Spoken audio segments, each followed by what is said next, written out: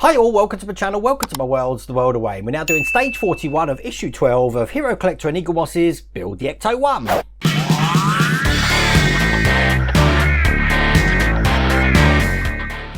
Okay, this is the one that, from what I understand, the people who have done it have had a few problems.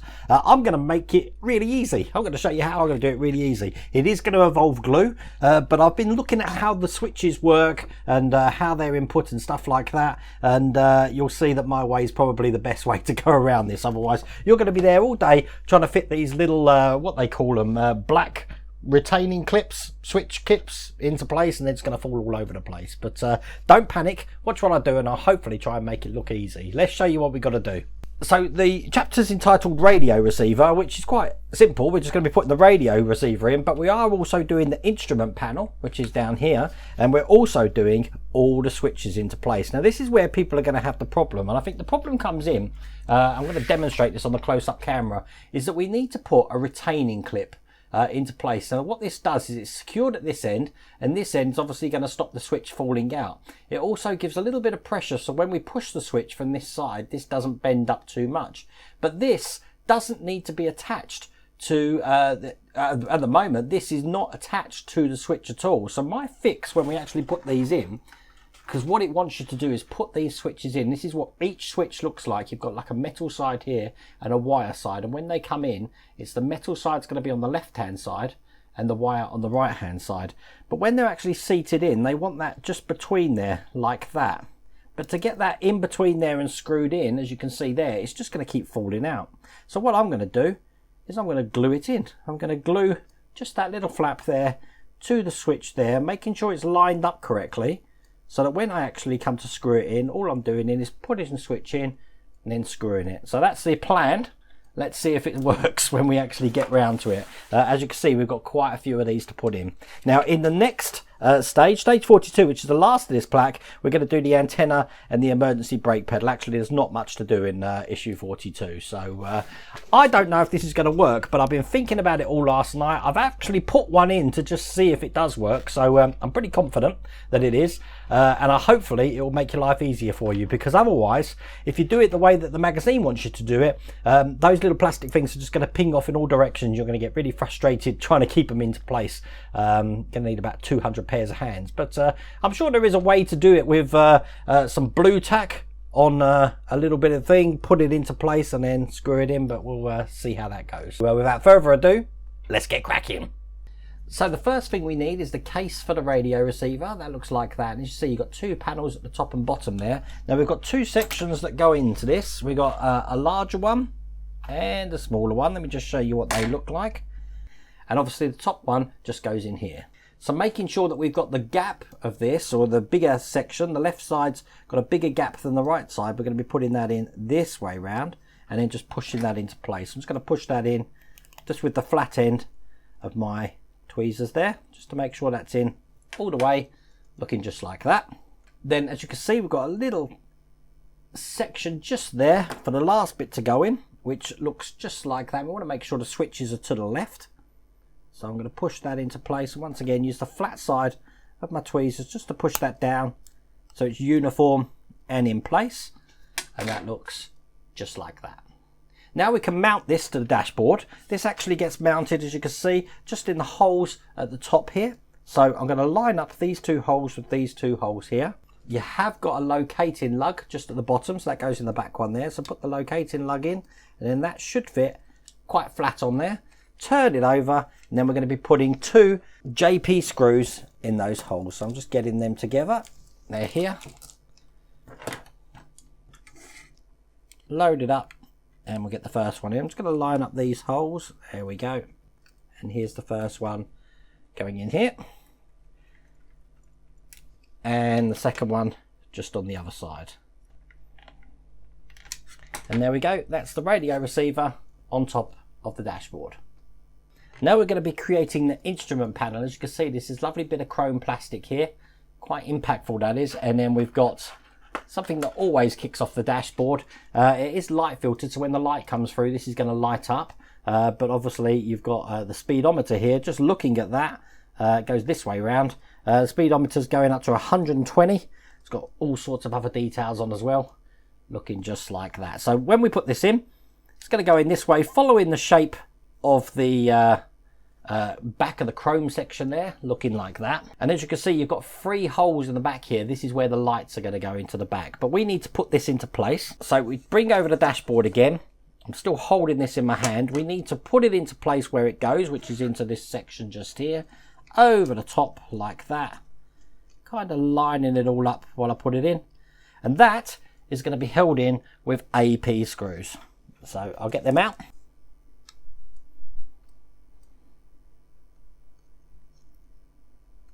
And here's the first AP screw just going in here. I'm not going to make that overly tight until I've got the other side in. Here's the second one. Just in like that.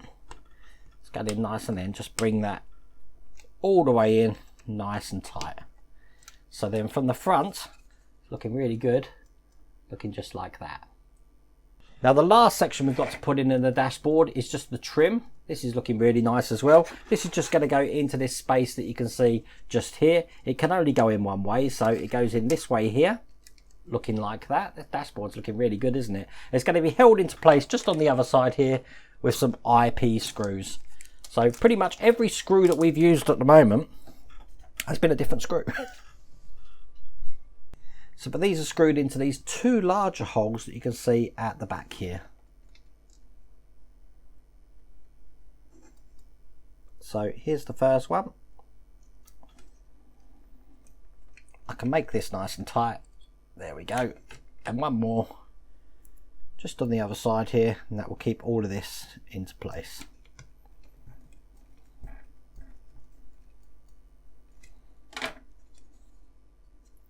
And when that's in, it'll look just like that. Now let's do the electrics. Now the electrics are labelled up wrong. So the first lead that we need is going to be 38E. Now 38E is the shortest of all the leads we've got. So it's actually lead F that we're going to be putting in first. And lead F is going to be going, let me just get my bearings on this, into this socket just here. But the first thing we need to do is we need to put on a switch surround in. Now the first surround looks just like that. This one's actually got sort of, it's longer than the other one that we've got, sort of like got lines around the top there. So what we're going to do is just drop that in there like that. Get me tweezers out just to make sure that fits all the way down the bottom there, which it has, so that when you see it from the other side, as you can see, that switch is out, so we can actually press it at the bottom when we need to. Now, as I mentioned at the start, we're going to put the switch in on top of that. That's going to be going in there just like that, with the metal on one side. Hopefully you can see this on one of the cameras, with the metal prongs on this side, the left side, and the wire on the right side. And then we've got 2 holes here which are going to accommodate those little plastic clips that I showed you last time. Now the bottom hole is got for the lug that we've got on these little plastic clips. Just show you that there, there's a little lug. And then obviously we're going to be screwing it in with the top hole. Now the top hole is going to be screwed in with an EP screw, so it might be worth making sure we've got these EP screws ready. And then what I'm going to do, I'm going to use my helping hands for this, just to keep this in an upright position so I don't have to hold it. I'm going to just put a little bit of glue just in here. I'm going to take the switch that we need, and we know the switch goes in this way with the left prongs facing into that hole. Now what I'm going to do is put a dab of glue, because it doesn't matter if that switch is touching there, just on the back of the switch there, a bit more, just like that. And then I'm going to be putting one of these into place flat on there, making sure that the flat end is in line with the edge of the switch. So I'm just going to hold that into place for a second. So now that is in place, looking just like that. And this should be a lot easier now to put this in. I don't know if this is going to work, but I'm going to load up my screwdriver and we will see. So making sure this is in the right way, I'm going to put the switch in just like that, rotating it where it needs to be like that, and then putting a screw down the top there to keep this into place.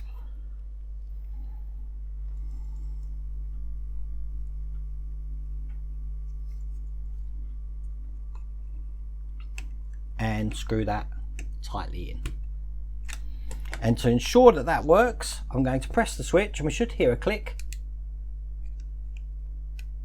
As you can hear, working absolutely perfectly. So let's do the second one. Now the second one is going just on the other side here, and once again we've got a little holder for the switch looking just like that. I'm going to use my tweezers to help me line that up.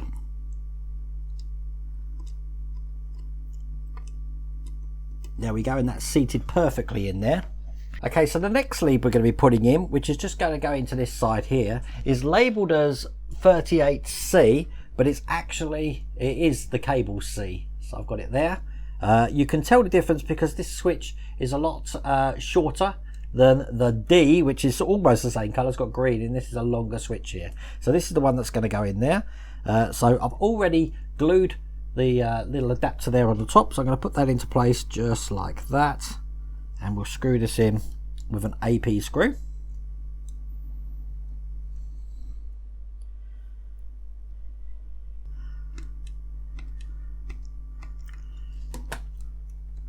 So once again, I'm just going to check that pushing this, you get that click from the button there. So that one's into place. So the two that we've put in so far are F, which is a grey one, and C, which is the blue one.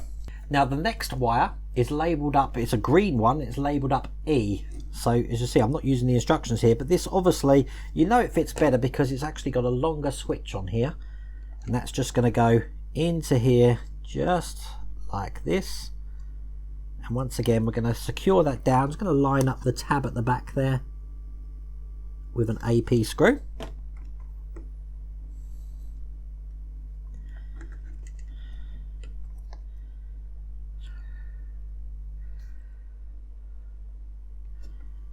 Your magnifying glasses are going to be invaluable on this stage here. So I'm just going to get that screwed in. That's going in absolutely fine. Make that nice and tight. And what I'm doing after this is obviously I'm just checking that all of these switch absolutely perfectly. Now the next one we're going to be putting in is D, and that's going next to it into the hole just there, making sure that that's nice and flat in there. And then once again, I'm going to put that in with an AP screw.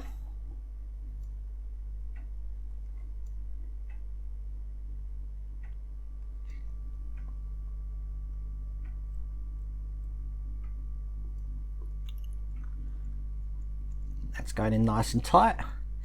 And once again, check that that button works. You can hear the click on that one. Then we've got this massive white wire, you can't mistake this one, and that's going to go into this hole that you can just see down there. So we'll push that all the way in, just like this. Make sure that that tab's lined up, and we'll get this into place with an AP screw. Screw that all the way down. And there we go, that's into place. So now we've got 1, 2, 3, 4, 5 wires into place. Check the switches work. Nice click on that one. Nice click on that one. Nice click on that one. Nice click on that one. And last but not least, this one over here. As you can hear, nice click on that one. So that's all the wires in. That was tricky, I have to say, but the little bit of glue helped a great deal, but you really do need to make sure it is just a tiny bit. You don't want to swamp it in glue. So just because we're not using the instructions of which way round they go, just so you know, on this side, if you're holding it here, I've got F. The next one along is the blue wire, which is C.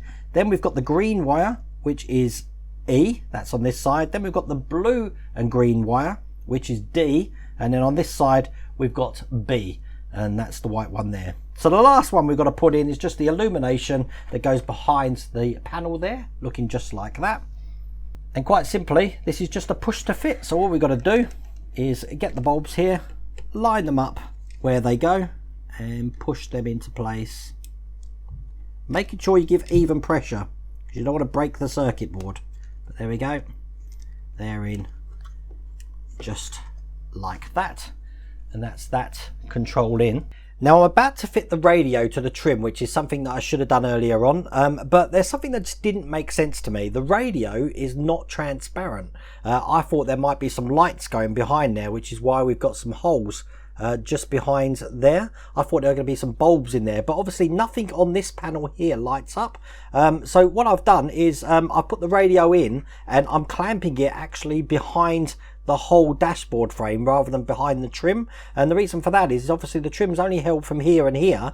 It's not held in the middle at all, but by doing it the way I've done it, it's pulled the middle in as well. It's probably not needed to be done, but it looks a lot better, I think. Now unless we do use them for something, which I can't see us using it for anything, to be honest with you, I'm not quite sure why those holes were there and there. That didn't make any sense, so that's why I've put screws in them. But I may be ruining the day that happens, but you'll see me putting that in now. So once all those wires are in, the last thing we've got to do, which I have left this to the end. I should have done it earlier on, but I'd rather do it now once the switches are in, and that's just put the radio cover in, looking just like that. And that just fits over the two switches that we've just put in, just like that. And it's secured from the back here in two screws, and they are KP screws. So I've got them here. We'll get them secured into place, and they just go into these two holes here. So here's the first one.